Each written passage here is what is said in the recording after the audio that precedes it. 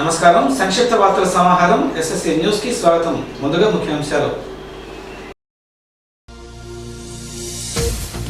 రాష్ట్ర అభివృద్ధికి ముఖ్యమంత్రి చంద్రబాబు కృషి అభినందనీయం. ప్రజల ఆకాంక్షలకు అనుగుణంగా సుపరిపాలన అందించాలి. రాష్ట్ర గవర్నర్ జస్టిస్ అబ్దుల్ నజీర్.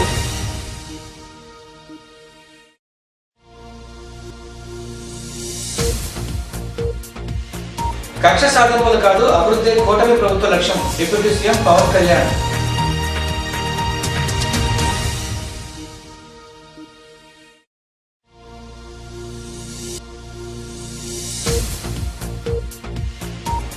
ప్రజలకు మెరుగైన సేవలు అందించాలి. జిల్లా ఎస్పీ తుషార్ డోడి.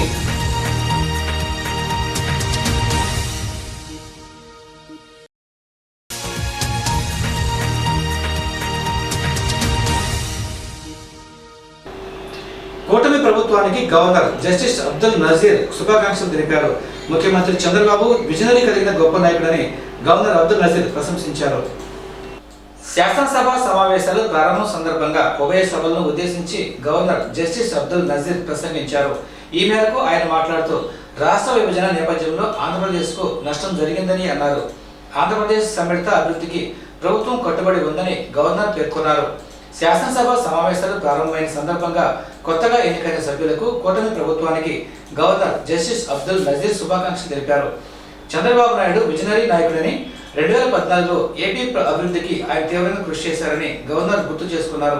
2014 నుంచి 19 వరకు రాష్ట్రంలో పెట్టుబడుల వరద కొనసాగిందని అన్నారు. అనేక సంస్థలు రాష్ట్రంలో పెట్టుబడులకు ముందుకొచ్చాయని, రాజధాని నిర్మాణానికి చంద్రబాబు ఎంతో కృషి చేశారని కొనియాడారు. 2019లో వైఎస్ఆర్సీపీ ప్రభుత్వం అధికారంలోకి వచ్చినప్పటి నుంచి రాష్ట్రంలో అన్ని రంగాలు దెబ్బతిన్నాయని అన్నారు. ఎన్నికల ప్రక్రియలో ప్రజలు చురుగ్గా పాల్గొన్నారని, మార్పు కావాలని ప్రజలు ఆకాంక్షించారని అన్నారు. ప్రజల ఆకాంక్షలకు నెరవేర్చే బాధ్యత సభ్యులపై ఉందని గుర్తు చేశారు. ఉమ్మడి ఆంధ్రప్రదేశ్ను అశాస్త్రీయంగా విడదీశారని గవర్నర్ అన్నారు. విభజన చట్టం ఆంధ్రప్రదేశ్ అభివృద్ధికి తగినంత పరిహారం ఇవ్వలేదని, ఆస్తులు అప్పుల పంపిణీలో అసమానతలు ఉన్నాయని చెప్పారు. ఉమ్మడి ఏపీలో తలసరి ఆదాయం 106,176 కోట్లు ఉండేదని, విభజిత ఏపీలో తలసరి ఆదాయం 93,120 కోట్లకు పడిపోయిందని ఆవేదన వ్యక్తం చేశారు. విజనరీ లీడర్ చంద్రబాబు నాయకత్వంలో రాష్ట్ర సర్వతోముఖాభివృద్ధికి ప్రభుత్వం కట్టుబడి ఉందని గవర్నర్ అబ్దుల్ నజీర్ అన్నారు. శాసనసభ సమావేశాలలో తొలి రోజు జగన్మోహన్ రెడ్డి ప్రవర్తన అసహ్యం కలిగించిందని రాష్ట్ర డిప్యూటీ సీఎం పవన్ కళ్యాణ్ వ్యాఖ్యానించారు. అసెంబ్లీ కమిటీ హాల్లో సీఎం చంద్రబాబు అధ్యక్షతన కూటమి నేతల సమావేశం నిర్వహించారు. దాదాపు గంటన్నర పాటు సాగిన కూటమి నేతల సమావేశంలో పలు కీలక అంశాలను ప్రస్తావించారు. ఇసుక, శాంతి భద్రతలపై ప్రధానంగా సీఎం చంద్రబాబు చర్చించారు. సమావేశంలో రాష్ట్ర డిప్యూటీ సీఎం పవన్ కళ్యాణ్ మాట్లాడుతూ తొలి రోజు సభలో జగన్ ప్రవర్తన అసహ్యం కలిగించిందని అన్నారు. అక్రమ కేసులు ఎదుర్కొని 53 రోజులు అన్యాయంగా జైల్లో ఉన్న సీఎం చంద్రబాబు కక్ష సాధింపు చర్యలకు పాల్పడకుండా రాష్ట్ర అభివృద్ధికై కృషి చేస్తున్నారని స్పష్టం చేశారు. ప్రజలు కక్ష సాధింపు కోసం మనల్ని గెలిపించలేదని గుర్తుపెట్టుకోవాలని తెలిపారు. సీఎం చంద్రబాబు నాయుడు మాట్లాడుతూ శాంతి భద్రతలకు ఎవరు విఘాతం కల్పించినా ఉపేక్షించేది లేదని, తప్పు చేసిన వారిని చట్ట ప్రకారమే కఠినంగా శిక్షిద్దామని సభ్యులకు వివరించారు. వివేక హత్య కేసులో నడిచిన నాటకాన్ని మళ్లీ మొదలుపెట్టారని జగన్మోహన్ రెడ్డిపై విమర్శలు చేశారు. వినుకొండ జిల్లాని రషీద్ వ్యవహారంలో అదే కుట్ర చేస్తున్నారని ఆరోపించారు.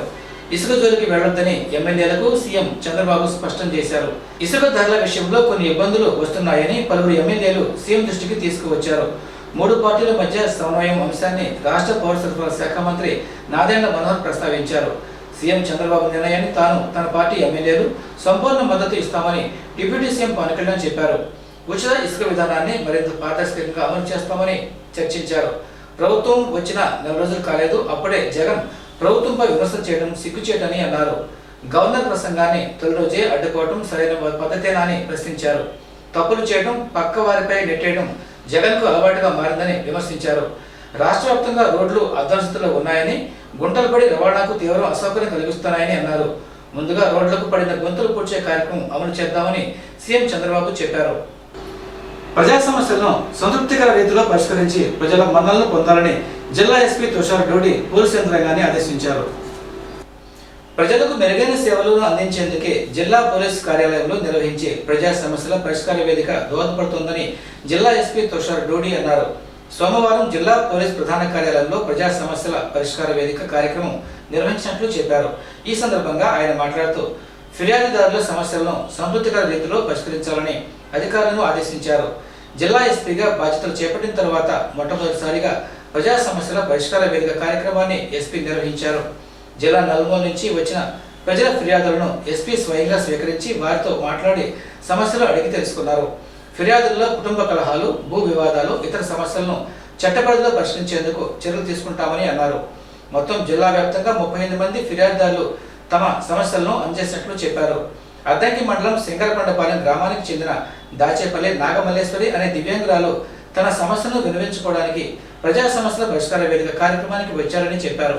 20 సంవత్సరాల క్రితం జరిగిన రోడ్డు ప్రమాదంలో 2 కాళ్లు చచ్చుబడి నడవలేని స్థితిలో ఉన్న నాగమల్లేశ్వరి పరిస్థితిని అధికారుల ద్వారా తెలుసుకున్న ఎస్పీ స్వయంగా దివ్యాంగురాలి వద్దకు వెళ్లి ఆమె సమస్యను అడిగి తెలుసుకుని ఫిర్యాదు స్వీకరించారు.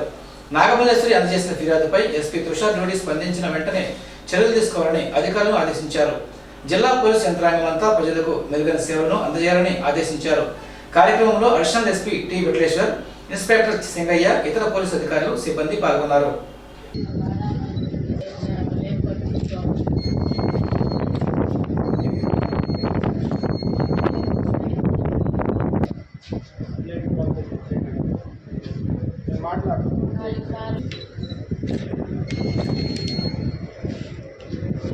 ప్రజా సమస్యలపై అధికారులు ప్రత్యేక దృష్టి పెట్టి పరిష్కరించాలని ఆర్డీఓ హేలా షారన్ అధికారులను ఆదేశించారు. ప్రజా సమస్యల పరిష్కార వేదికకు వస్తున్న అర్జీలపై ప్రత్యేక దృష్టితో సమస్యలను